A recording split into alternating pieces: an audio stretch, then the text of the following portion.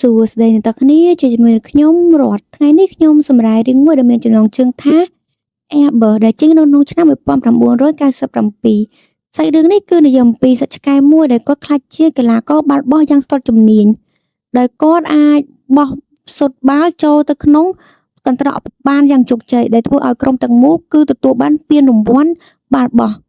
ប៉ុន្តែមុននឹងចូលដល់សាច់រឿងខ្ញុំសង្ឃឹមថាអ្នកនាងកុំភ្លេចជួយចុច like subscribe ដើម្បីទទួលបានវីដេអូថ្មីៗពីនាងខ្ញុំតោះឥឡូវយើងចូលទៅកាន់សាច់រឿងទាំងអស់គ្នារឿងរ៉ាវកាលពីមុននោះគឺ Body ត្រឹមតែជាសត្វឆ្កែដែលមានម្ចាស់ជាថ្លុកហើយថ្លុកនោះតែងតែយក Body ដើម្បីធ្វើការសម្ដែងហើយនៅពេលសម្ដែងហើយក៏យកគាត់ដាក់ក្នុងទ្រុងដែលមានន័យថាគឺមិនអោយ Body មានសេរីភាពទេគឺត្រឹមតែជាសត្វឆ្កែដើម្បីរកប្រាក់តែប៉ុណ្ណោះនៅថ្ងៃមួយ Body របស់យើងខឹងក៏បានគប់បាល់បោះទៅកាន់ម្ចាស់ថ្លុកហើយក៏បានរត់គេចទៅម្ចាស់ថ្លុកព្យាយាមដេញចាប់ Body ក៏កំពប់ជើងដួលទៅនឹងនំខេតហើយ Body ក៏បានរត់គេចខ្លួនហើយនៅពេលនោះដែរម្ចាស់កម្មវិធីគឺមានការខឹងសម្បាជាមួយនឹងម្ចាស់ថ្លុកក៏បានដេញសត្វឆ្កែនិងម្ចាស់ថ្លុកចេញនៅពេលនោះគឺម្ចាស់ថ្លុកខឹង Body យ៉ាងខ្លាំងក៏ចង់ដាក់ទរណកម្មយ៉ាងប្រៃសៃហើយក៏ចង់យកវាទៅធ្វើបាបហើយនៅពេលដែលកំពុងធ្វើដំណើរហ្នឹងកន្ត្រករបស់ Body ហ្នឹងក៏បានធ្លាក់នៅលើដីបន្ទាប់មកក៏មានឡានមួយមកបុកកន្ត្រកនោះហើយក៏ឡានហ្នឹងគឺមានក្មេងប្រុសជាមួយនឹងម្ដាយរបស់គាត់ក៏បានធ្វើឲ្យកន្ត្រករបស់ Body បានចេញឡើងក្មេងប្រុសនោះគឺមានការចាប់អារម្មណ៍ជាមួយនឹង Body យ៉ាងខ្លាំងប៉ុន្តែម្ដាយរបស់គាត់មិនឲ្យគាត់ចិញ្ចឹមសត្វឆ្កែទេហើយក៏បានចាក់ចេញទៅមិនយូរប៉ុន្មានក្មេងប្រុសនិងម្ដាយរបស់គាត់ក៏បានមកដល់ទីលំនៅថ្មីដែលគាត់បានឃើញរូបថតរបស់ឪពុករបស់គាត់ពីព្រោះតែប៉ុន្មានខែមុនឪពុករបស់គាត់គឺបានស្លាប់ដោយសារបេសកកម្មមួយនៅលើចន្ទះធ្វើឲ្យគាត់មានការនឹងឪពុកគាត់យ៉ាងខ្លាំងព្រោះពីមុនគាត់និងឪពុកគាត់តែងតែចូលចិត្តលេងបាល់បោះជាមួយគ្នានៅថ្ងៃមួយក្មេងប្រុសបានចេញពីសាលាត្រឡប់មកផ្ទះវិញក៏បានឃើញកន្លែងបោះបង់ចោលមួយហើយគាត់ក៏បានហក់ចូលមើលដើម្បីចង់ដឹងនៅពេលនោះក៏គាត់បានឃើញកន្លែងបាល់បោះចាស់មួយហើយគាត់ក៏បានលេងបាល់បោះនៅទីនោះស្រាប់តែបាល់ក៏បានធ្លាក់ចូលទៅក្នុងគុម្ពព្រៃក៏មានការតបជាមួយនឹងសំឡេងហើយគាត់គឺមានការចង់ដឹងចង់លឺយ៉ាងខ្លាំងបន្ទាប់មកគាត់ក៏បានឃើញសត្វឆ្កែមួយនៅទីនោះហើយគាត់ក៏បានយកប្រអប់ទៅដោះគោរបស់គាត់ដាក់នៅលើដីដើម្បីឲ្យសត្វឆ្កែវាស៊ីបន្ទាប់ពីសត្វឆ្កែបានផឹកទៅដោះគោហើយគាត់ក៏ព្យាយាមយកដៃរបស់គាត់ប៉ះជាមួយនឹងសត្វឆ្កែប៉ុន្តែសត្វឆ្កែដោយសារតែមានការភ័យខ្លាចគឺមិនទាន់អាចស្គាល់គាត់ជាម្ចាស់បានទេប៉ុន្តែក្មេងប្រុសគឺមិនបោះបង់ទេនៅថ្ងៃបន្ទាប់ក៏ក្មេងប្រុសបានយកប្រអប់ទៅដោះគោដាក់ជាជួរនៅលើដីហើយឲ្យសត្វឆ្កែផឹកម្ដងមួយហើយសត្វឆ្កែក៏បានចេញមកមែនបន្ទាប់ពីសត្វឆ្កែកំពុងតែផឹកនោះក៏ក្មេងប្រុសក៏បានយកបាល់បោះមកលេងហើយមានការចាប់អារម្មណ៍ទៅលើសត្វឆ្កែក៏បានព្យាយាមលេងបាល់បោះជាមួយនឹងក្មេងប្រុសដែលធ្វើឲ្យក្មេងប្រុសមានការភ្ញាក់ផ្អើលយ៉ាងខ្លាំងហើយសប្បាយរីករាយដែលគាត់អាចមានមិត្តលេងបាល់បោះជាមួយគាត់ដោយសារតែមានការណដល់ Body ក្មេងប្រុសក៏បានលួច Body យកមកផ្ទះហើយក៏រៀបនឹងមួយទឹកឲ្យ Body ប៉ុន្តែ Body គឺគិតតែពីញ៉ាំអាហារបន្ទាប់មកក៏ក្មេងប្រុសបានបោះបាចូលទៅក្នុងអាងទឹកទៅក៏បានងូតទឹកឲ្យ Body បានសម្រេចបន្ទាប់ពីងូតទឹកហើយក្មេងប្រុសក៏បានជូតខ្លួនហើយក៏បានយកសម្រាប់ផ្លុំហ្នឹងយកមកផ្លុំស្ងួតឲ្យ Body ស្ងួតហើយក៏ប្រើច្រាសរបស់ម្ដាយរបស់គាត់ហ្នឹងដើម្បីដុសធ្មេញឲ្យ Body ផងដែរនៅពេលនេះ Body របស់យើងគឺខ្លាចជាសត្វឆ្កែដែលស្អាតហើយឆ្លាតត្រឡប់មកវិញហើយដែលគាត់បានទទួលស្គាល់ក្មេងប្រុសជាម្ចាស់នៅពេលដែលម្ដាយរបស់គាត់ត្រឡប់មកផ្ទះវិញក្មេងប្រុសក៏រៀបនឹងនិយាយអំពីសត្វឆ្កែដែលគាត់ចង់យកមកចិញ្ចឹមហើយប៉ុន្តែ Body យើងក៏បានយកបាល់បោះលេងធ្លាក់មកក្រោមហើយក៏ធ្វើឲ្យគំពប់ទឹកថ្នាំនៅខាងក្រោមទាំងអស់ដែលធ្វើឲ្យម្ដាយរបស់គាត់មានការខឹងយ៉ាងខ្លាំងប៉ុន្តែដោយសារតែឃើញកូនប្រុសរបស់គាត់ស្រឡាញ់សត្វឆ្កែនេះក៏ព្រមឲ្យកូនប្រុសរបស់គាត់ចិញ្ចឹមសត្វឆ្កែដោយហាមថានៅពេលយប់គឺមិនឲ្យសត្វឆ្កែដេកនៅខាងក្នុងផ្ទះទេគឺឲ្យដេកនៅក្រៅផ្ទះប៉ុន្តែសត្វឆ្កែ Body យើងគឺជាសត្វឆ្កែដែលមានការវៃឆ្លាតយ៉ាងខ្លាំងគឺយប់ឡើងក៏បានលួចឡើងតាមជញ្ជាំងជណ្ដាលខាងលើផ្ទះ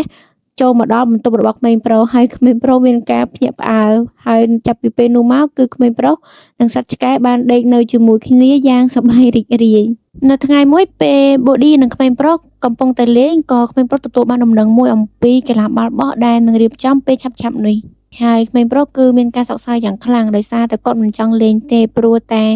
គាត់នៅតែនឹកឃើញឪពុករបស់គាត់ហើយគាត់ក៏បានបោះបាល់ចោលទៅហើយក្មេងប្រុសក៏មានការងើយឆ្ងល់យ៉ាងខ្លាំងដោយសុកក៏បានឃើញ Body បោះបាល់ ចូលក្នុងកន្ត្រកហើយគាត់ក៏សាកល្បងម្ដងទៀតតែ body គឺនៅតែអាចបោះចូលក្នុងកន្ត្រក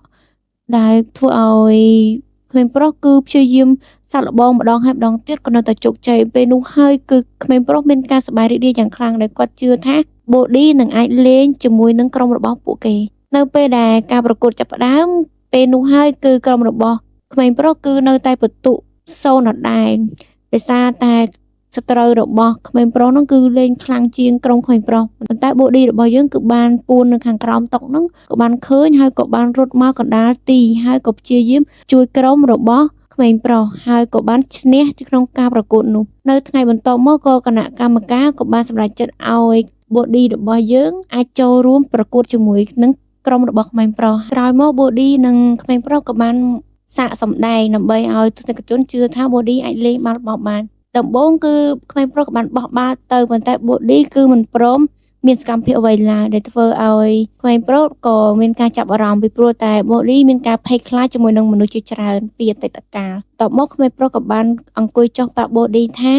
អ្នកកុំខ្វល់អំពីមនុស្សជុំវិញខ្លួនសំខាន់អ្នកអាចធ្វើបានហើយ body ក៏ចាប់ផ្ដើមមានកម្លាំងចិត្តឡើងវិញហើយក៏បោះបាល់សុទ្ធចូលទៅក្នុងកន្ត្រកយ៉ាងជោគជ័យដែលធ្វើឲ្យទស្សនិកជននៅទីនោះមានការអបអរសាទរ body យ៉ាងខ្លាំងដោយសារតែការសម្ដែងរបស់ក្មេងប្រុសនិង body នៅតាមកញ្ចក់ទូរទស្សន៍ម្ចាស់ថ្លុកគឺបានឃើញ body នៅក្នុងទូរទស្សន៍នោះនៅថ្ងៃបន្ទាប់ម្ចាស់ថ្លុកក៏បានមកដល់ផ្ទះរបស់ក្មេងប្រុសហើយក៏បានយកក្រដាស់បញ្ជាក់ថា body គឺជាឆ្កែរបស់គាត់ហើយគាត់ត្រូវត្រឡប់យកទៅវិញម្ចាស់ថ្លុកក៏បានចាប់ body ចាក់ចូលទៅក្នុងទ្រុងហើយជិះឡានចេញទៅក្មេងប្រុសគឺមានការអន់ចិត្តយ៉ាងខ្លាំងក៏បានឡើងលើបន្ទប់យំហើយមើល body ចេញពីផ្ទះរបស់គាត់នៅថ្ងៃបន្តមកទៀតនៅពេលដែលចេញពីសាលាក្មេងប្រុសក៏បានយកទៅដោះគោដាក់នៅក្នុង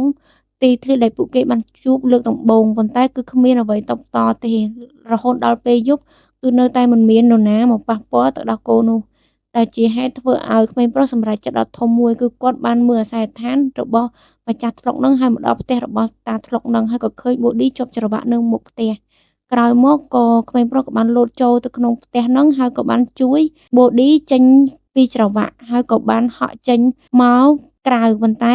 ច្រវាក់នោះក៏បានជាប់ជាមួយនឹងទ្វារដែលធ្វើឲ្យម្ចាស់ថ្លុកគឺបានដឹងខ្លួនហើយក៏បានយកឡានព្យាយាមដេញចាប់ពួកគេទាំងពីរនាក់រៀបនឹងចាប់ពួកគេពីរនាក់បានហើយចង្កូតរបស់ម្ចាស់ថ្លុកនោះក៏បានបាក់ម្ចាស់ថ្លុកក៏បានធ្លាក់ចូលទៅក្នុងទឹកនៅពេលនេះ body និងក្មេងប្រុសបានរត់បានសម្រេចហើយក្មេងប្រុសក៏បាននាំ body មកកាន់កោះមួយដែលសង្ឃឹមថាម្ចាស់ថ្លុកនឹងមិនអាចចាប់ body បានទៀតទេហើយក៏រៀបនឹងចាក់ចេញប៉ុន្តែ body នៅតែព្យាយាមចង់តាមក្មេងប្រុសក៏មានជំរឿសក៏បានយកបាល់បោះរបស់គាត់បោះបង្វែរទីកុំឲ្យ body រត់តាមគាត់ប៉ុន្តែ body ក៏នឹកឃើញភ្លាមឃើញម្ចាស់របស់ខ្លួនបានចេញទៅក៏ព្យាយាមរត់តាមប៉ុន្តែរត់មិនទាន់ទេដោយសារតែក្មេងប្រុសបានឡើងទូកជិះចេញទៅបាត់ហើយក្មេងប្រុសក៏បានត្រឹមតែសោកសៅដែលគ្មាន body នៅជាមួយគាត់ទៀតនៅថ្ងៃប្រកួតផ្ដាច់ព្រាត់បានមកដល់ក្មេងប្រុសគឺគ្មានអារម្មណ៍ក្នុងការប្រកួតបាល់បោះទេដោយសារតែគ្មានវត្តមានរបស់ body ហើយការប្រកួតនោះគឺធ្វើឲ្យក្រុមរបស់គាត់ទាំងមូលគឺមានការចាញ់ក្រុមមួយទៀតយ៉ាងខ្លាំងដែលក្រុមមួយទៀតគឺសឹងតែបានបន្ទុកពេញបាត់ទៅហើយប៉ុន្តែក្រុមរបស់គាត់គឺតែងតែចាញ់ហើយក៏មានការដកសមាជិកជារឿយៗប៉ុន្តែនៅតែចាញ់នៅពេលដែលភ្លាមនោះដែរបំរុងនៅសល់តែប្រហែលនាទីចុងក្រោយក៏ឃើញវត្តមាន body ត្រឡប់មកវិញហើយបន្ទាប់មកក៏គណៈកម្មការមានការប្រកែកគ្នាដោយមិនចង់ឲ្យសត្វឆ្កែប្រកួតនៅក្នុងការបោះបាល់នោះទេប៉ុន្តែដោយសារតែក្រុមរបស់ក្មេងប្រុសក៏បាននិយាយថាសត្វឆ្កែក៏មានសិទ្ធិលេងដែរតើមនុស្សខ្លាចសត្វឆ្កែមែនដល់ពេលអញ្ចឹងក៏ពួកគេក៏សម្រេចចិត្តថាសត្វឆ្កែអាចចូលរួមប្រកួតជាមួយនឹងក្រុមរបស់ក្មេងប្រុសក្រោយពីបានប្រកួតភ្លាមមិនបង្អន់យូរក្មេងប្រុសនិងសត្វឆ្កែក៏ព្យាយាមលេងបាល់បោះយ៉ាងស្ទាត់ជំនាញក៏ចាប់ផ្ដើមបន្ទុកឡើងពីមួយទៅមួយរហូតជិតតាមទាន់ក្រុមពណ៌ក្រហមហើយក៏ព្យាយាមលេងម្ដងហើយម្ដងទៀតហើយក្រុមក្រហមគឺព្យាយាមបុកចាប់សត្វឆ្កែកុំឲ្យ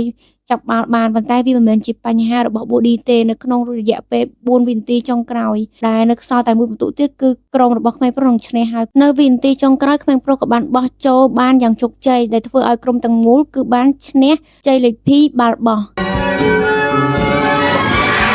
មានការអបអរសាទរពីទស្សនិកជនយ៉ាងច្រើនស្រាប់តែពេលនោះក៏ម្ចាស់ធ្លុកក៏បានមកទារសត្វឆ្កែរបស់គាត់ត្រឡប់ទៅវិញប៉ុន្តែពេលនេះម្ដាយរបស់ក្មេងប្រុសមិនព្រមទេដោយដាក់ពាក្យប្តឹងទៅតុលាការយកសិទ្ធិចិញ្ចឹមសត្វឆ្កែពីព្រោះតែគាត់ដឹងថាម្ចាស់ធ្លុកទុកសត្វឆ្កែត្រឹមតែជារបស់ទេហើយនឹងធ្វើបាបសត្វឆ្កែជារឿយៗដូច្នេះដោយសារតុលាការគ្មានជំរឿសក៏ឲ្យម្ចាស់ធ្លុកនិងក្មេងប្រុសហើយឲ្យសត្វឆ្កែយើងដើរថារើសទៅមួយណានៅពេលដែលសត្វឆ្កែបំរុងនឹងដើរទៅក្មេងប្រុសម្ចាស់ធ្លុកក៏បានទាញកាសែតបំរុងនឹងធ្វើដៃដើម្បីវាយសត្វឆ្កែប៉ុន្តែសត្វឆ្កែក៏បានដើរមកជិតហើយខំកាសែតនោះចោលទាំងអស់បន្ទាប់មកក៏រត់ទៅក្មេងប្រុសយ៉ាងសប្បាយរីករាយដែលមានន័យថាសត្វឆ្កែទទួលក្មេងប្រុសជាម្ចាស់របស់ខ្លួនមិនមែនជាម្ចាស់ធ្លុកទេហើយសាច់រឿងយើងក៏បានចាប់តែត្រឹមនេះដូច្នេះហើយសាច់រឿងនេះគឺចង់មានន័យថាបើសិនជាយើងចាំគឺយើងត្រូវតែថ្នាក់ថ្នមវាដោយសារវាគឺតែងតែជាសត្វដែលនៅក្បែរយើងជួយយើងនៅពេលដែលយើងមានអារម្មណ៍ថាអត់សប្បាយចិត្តអត់អីចឹងណាដូច្នេះហើយគឺឲ្យយើងស្រឡាញ់សត្វទៅកុំធ្វើបាបវាជាសត្វជាងសត្វធាតុអីចឹងណាគុណអ្នកគ្នាសម្រាប់ការទស្សនាសាច់រឿងនេះសង្ឃឹមថាគ្នាចូលចិត្តពីនាងខ្ញុំរតបាយបាយ